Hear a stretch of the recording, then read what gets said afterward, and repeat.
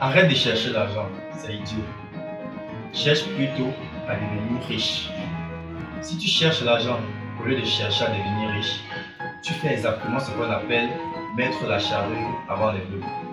Alors, puisque tous les humains aujourd'hui, et je l'affirme sans me tromper, veulent avoir de l'argent, je vais partager avec toi dans cette vidéo le plus grand secret que j'ai découvert pour avoir de l'argent, sans toutefois faire de l'argent ma principale motivation. Découverte qui en réalité est à la portée de tous. Ainsi, devenir riche est et doit toujours être notre principale motivation. Et donc, sans plus attendre, c'est quoi devenir riche?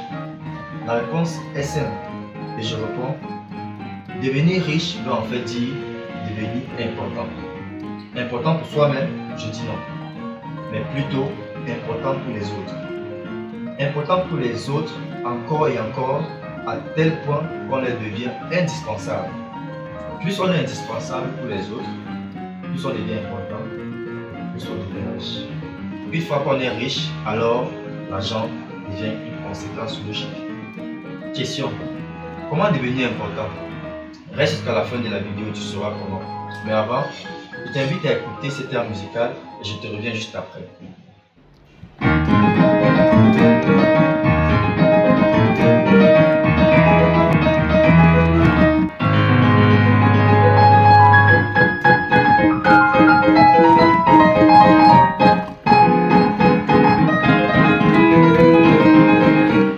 L'argent est un nom avec grand H, figure-toi. Ça veut dire que pour un homme, l'argent est une femme. Et pour une femme, l'argent est un homme. Je veux que tu te souviennes de cette phrase. L'argent est un homme avec grand H. Alors, moi personnellement, je ne connais pas de femmes qui préfèrent être avec des hommes inutiles. Elles aiment au contraire pouvoir dire à leur entourage: mon mec est ceci, mon mec est cela, témoignant ainsi le fait que son mec ne soit pas n'importe qui. Les vraies femmes adorent les mecs importants, je vous assure. Je ne parle pas de celles qui ne savent même pas pourquoi elles sont avec certains mecs. Les vraies femmes savent pourquoi elles sont avec leur mec. Et croyez-moi, l'argent est une vraie femme. Et elle n'est attirée que par des hommes importants. Être important, c'est niveau par niveau. Il y en a qui le sont que pour leur famille, d'autres pour leur communauté, d'autres pour leur pays, d'autres pour leur continent et d'autres pour le monde entier. Notez que plus le nombre de personnes pour qui vous êtes important augmente, plus votre cote d'importance augmente et par conséquent, votre taux de richesse augmente. Pour bien faire rentrer ceci dans ta tête, je vais utiliser la nature comme illustration. Regarde, prenons le cas d'un arbre fruitier, disons un manguier. Le manguier est riche parce qu'il est important. Pourquoi il est important? Juste parce qu'il a quelque chose pour lequel on ne peut pas s'en passer. Les mains. Tu peux t'en passer les mains? Moi j'avoue mon faible pour ces délices. Impossible de m'en passer. Alors vous imaginez un joueur manguier péter un plan en disant: hop hop hop hop, ça suffit, j'en ai marre. À partir d'aujourd'hui, tous ceux qui voudront manger mes membres devront d'abord me payer 1000 francs. Ils n'auront droit qu'à 2 membres. Quoi? 2 membres? Bah oui, tant que j'ai l'exclusivité de ces merveilles, je fais un peu ce que je veux. Hein. Allez, dépêche un peu, sinon je monte à 2000. Ok, c'est bon.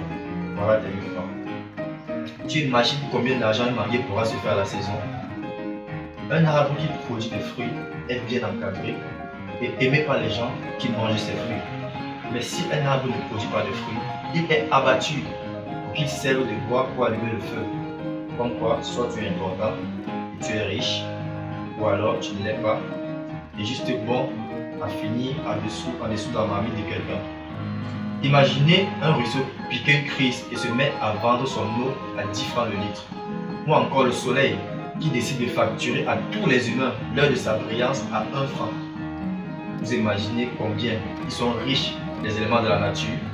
Alors dites-moi en commentaire lequel des éléments de la nature serait le plus riche à votre avis si jamais il venait à péter un câble.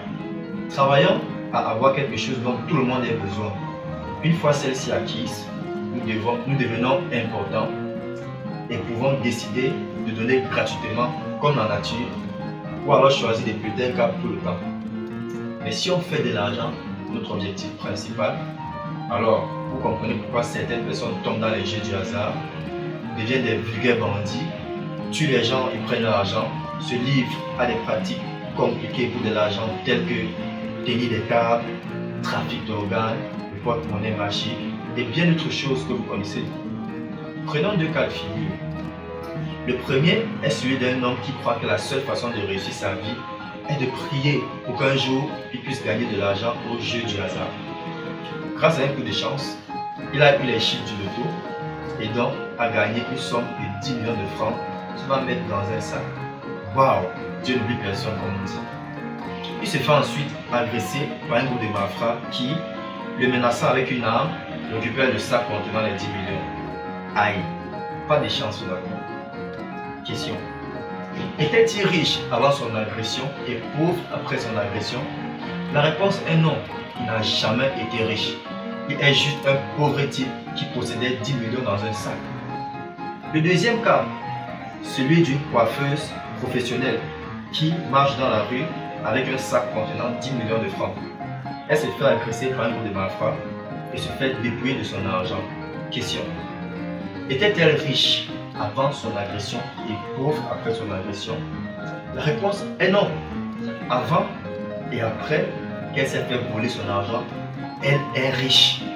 Puisqu'elle est importante pour plusieurs femmes qui aimeraient avoir leurs cheveux bien faits et sera certainement contactée par celle-ci de nouveau pour qu'elle leur fasse des coupes de cheveux extraordinaires. Ce n'est qu'une question de temps pour qu'elle se refasse cette somme. Pourquoi? Parce qu'elle est riche.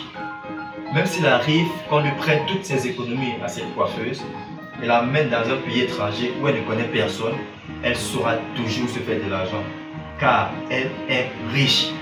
Ainsi, jeunes gens, mes chers amis, notre principal objectif serait de travailler à être important, aimer à être vraiment utile pour les autres et non à avoir de l'argent. Et une fois qu'on trouve cette chose qui va nous rendre important et utile pour les autres, restez focus dessus.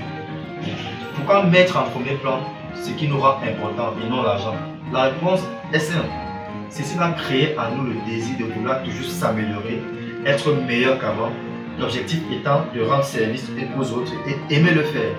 Car la médiocrité provient principalement du fait que des personnes, une fois qu'ils aient trouvé ce quelque chose qui peut les rendre utile pour les autres, aussitôt font passer l'argent en premier.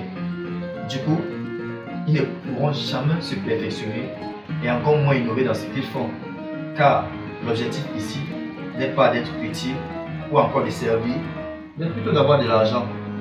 Si vous séquestrez une vraie femme et la forcez à être avec vous alors qu'elle n'a pas envie, alors vos jours sont comptés. Puisque sa liberté est compromise quand vous êtes vivant, alors à la moindre inattention de votre part, sans hésiter, elle va vous ôter la vie et s'enfuira.